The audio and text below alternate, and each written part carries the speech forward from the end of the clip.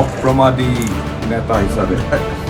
বিজেপিত যোগদানৰ ২৪ ঘণ্টা নহওঁতে প্ৰাৰ্থিত্ব তাৰ পাছত দিছপুৰৰ দৰে সমষ্টিৰ পৰা বিশাল ব্যৱধানত বিজয় সাব্যস্ত কৃতজ্ঞতাত গদগদ প্ৰদ্যুৎ বৰদলৈ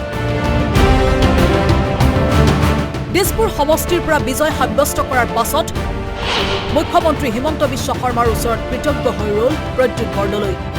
বৃহস্পতিবাৰে মুখ্যমন্ত্ৰীজনক সাক্ষাৎ কৰে প্ৰদ্যুৎ বৰদলৈয়ে গামোচা পিন্ধাই নতমস্তক হৈ কৃতজ্ঞতা জ্ঞাপন কৰিলে হিমন্ত বিশ্ব শৰ্মাক মুখ্যমন্ত্ৰীজনক ৰাজ্যৰ ৰাজনীতিৰ অপ্ৰমাদী ৰাজনীতিক আখ্যা দিলে প্ৰদ্যুৎ বৰদলৈয়ে অপ্ৰমাদী নেতা হিসাবে মাৰ্জিন কিমান হ'লগে লাষ্ট মোৰ 49,760 আপুনি তো ইমান আশা কৰা নাছিল মইতো 50 বুলি কৈ আছিল 49,667টা ভোটৰ ব্যৱধানত দিছপুৰত মীৰা বৰঠাকুৰ গোস্বামীক পৰাভূত কৰিছিল প্ৰদ্যুৎ বৰদলৈয়ে পিছে নিজৰ বিজয়ত নিজেই এক প্ৰকাৰ বিশ্বাস অবিশ্বাসৰ দুমোজাত প্ৰদ্যুৎ বৰদলৈ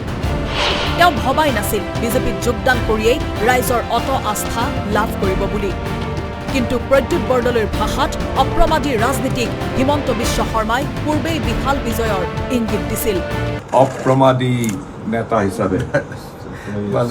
মাৰ্জিন কিমান হ'লগে লাষ্ট মোৰ 49,760 আপুনি তো ইমান আশা কৰা নাছিল মইতো 50 বুলি কৈ আছিল Thank you. Thanks for everything. Pradyut বৰদলৈয়ে হিমন্ত বিশ্ব শৰ্মাৰ প্ৰতি গভীৰ আস্থা প্ৰকাশ কৰাৰ সময়তেই একেই বিশ্বাস প্ৰকাশ কৰিছে অগপই হিমন্ত বিশ্ব শৰ্মাক দ্বিতীয়বাৰৰ বাবে মুখ্যমন্ত্ৰীৰূপে বিচাৰে অসম গণ পৰিষদে বুধবাৰে আমবাৰীৰ মুখ্য কাৰ্যালয়ত অনুষ্ঠিত অগপৰ বৈঠকত গৃহীত প্ৰস্তাৱ হিমন্ত বিশ্ব শৰ্মাক প্ৰদান কৰিলে দলটোৰ সভাপতি অতুল বৰাই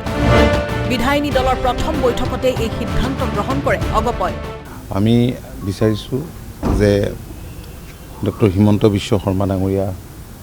ৰাজ্যখনৰ আকৌ মুখ্যমন্ত্ৰী হওক যোৱা ৫টা বছৰত ৰাজ্যখনৰ যি দ্ৰুত বিকাশ উন্নয়ন হ'ল আৰু তাৰ বাবেই সেইবাবেই অসমৰ জনসাধাৰণে এইবাৰ NDAৰ সপক্ষে ঐতিহাসিক ৰায়দান কৰিছে জনাদেশ দিছে হিমন্ত বিশ্ব শৰ্মাৰ ওচৰত কৃতজ্ঞতাত গদগদ অগপ নিৰ্বাচনী প্ৰচাৰত হিমন্ত বিশ্ব শৰ্মাই অগপৰ প্ৰাৰ্থীসকলৰ প্ৰতি আগবঢ়োৱা সমৰ্থন তথা প্ৰচাৰৰ বাবে কৃতজ্ঞতা জনালে অগপ নেতৃত্বই ভাৰতীয় জনতা পাৰ্টিৰ কেণ্ডিডেট বা আমাৰ অন্যান্য মিত্ৰ দলৰ কেণ্ডিডেটৰ লগতে আমাৰ য'ত প্ৰাৰ্থী আছিল প্ৰত্যেকতে গৈছে প্ৰচাৰ চলাইছে আৰু তেখেতৰ প্ৰচাৰে কেণ্ডিডেটসকলক